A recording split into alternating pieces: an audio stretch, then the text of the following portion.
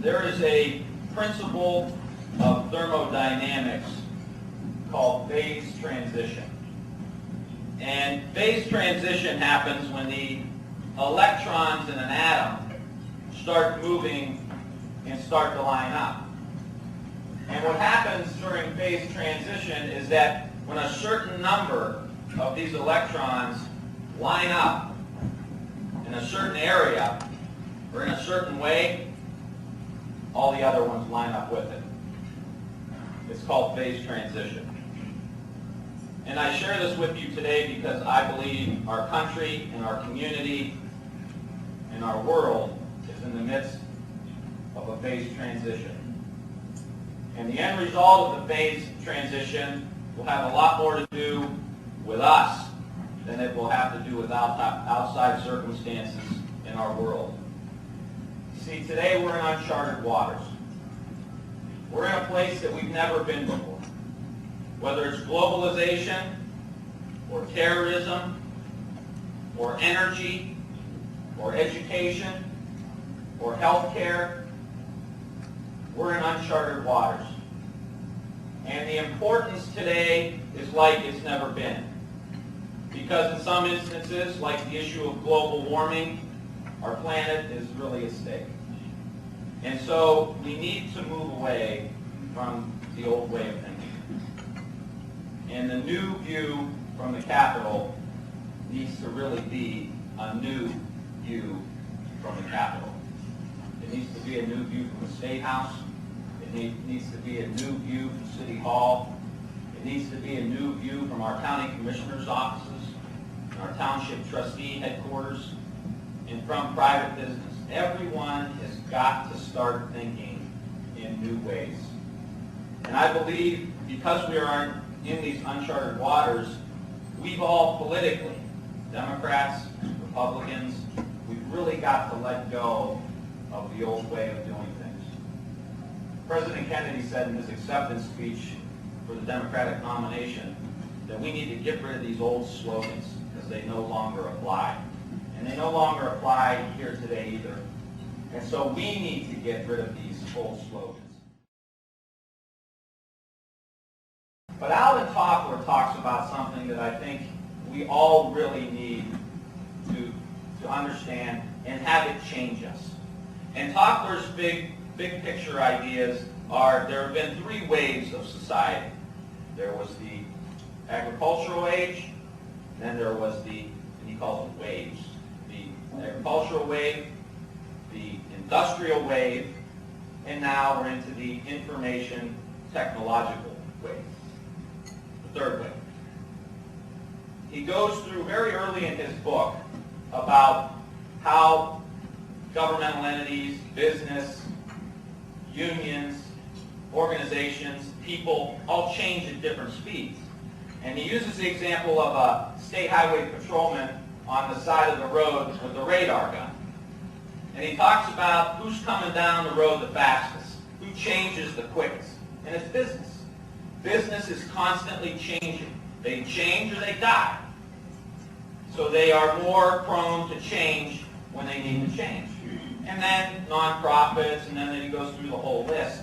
And near the bottom is government.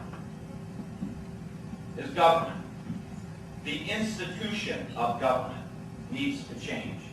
And it doesn't matter what political party you belong to. And we saw it when Katrina hit.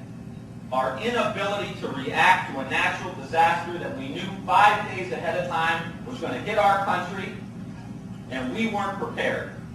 Our bureaucracy was not prepared. And the number one responsibility of our government is to protect its citizens. And so our government needs to change. Look at the war in Iraq. Whether you were for it or against it, doesn't matter. We were at war. And we are unable to execute the way that we thought we could. Now, maybe we can't. Maybe there's nothing you could do to try to achieve the goals that we have. In that case, don't go. But to let the bureaucracy not work is the ultimate dereliction of duty of people in public office.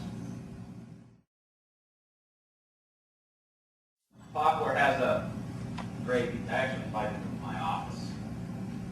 Started to sow my oats a bit as congressman, and after the first term, second term, someone said, if you call this guy, he'll probably come and talk to you. So I called him, and he called me back, which is really cool. So now I got a list this long of people I went to Blood Diamond the other day with Leonardo DiCaprio. I was so moved by the film, I thought, I should call Leonardo DiCaprio. Just tell him what a great movie it is. I haven't yet, but I'll let you know next time I call him back. And what he told me was, he said, we have a crisis in energy. We have a crisis in education. We have a security crisis, an environmental crisis. We've got a health care crisis. Everything's in crisis. You watch TV, my God. It's like, the planet's going to blow up tomorrow.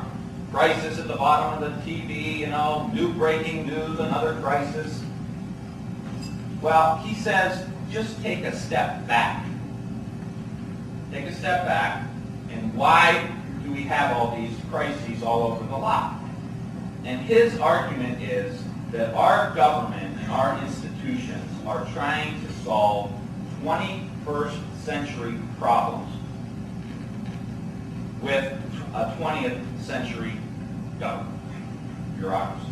We saw it in Katrina, we saw it with the war, we see it with the Medicare prescription drug program.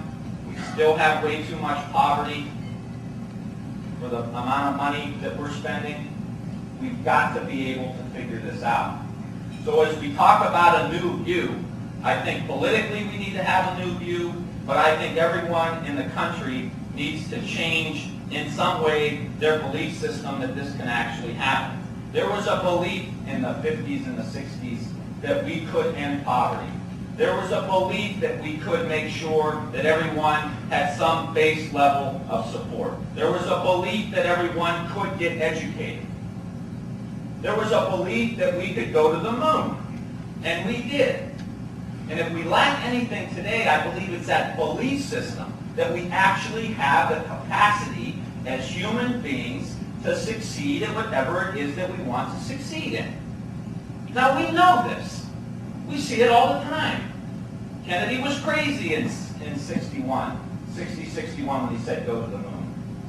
There's a great scene, and it's Apollo 13, I think, where they showed Kennedy saying it, and then they cut to the engineers at NASA, and they were all freaking out. What's he talking about? There's no way we can do this. And we did it. Because human beings can do whatever they want. If they put their mind to it, if we check our egos at the door, we can achieve what it is that we want to achieve.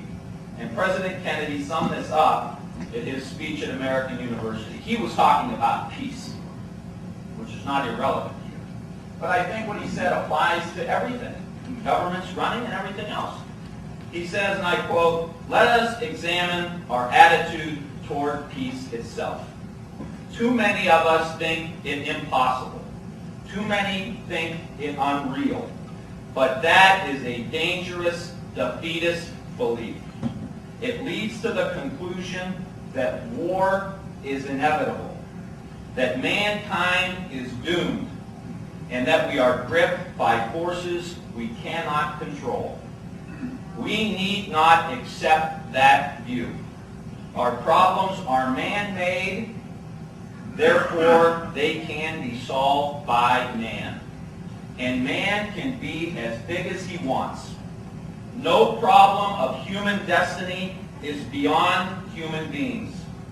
Man's reason and spirit have often solved the seemingly unsolvable, and we believe they can do it again."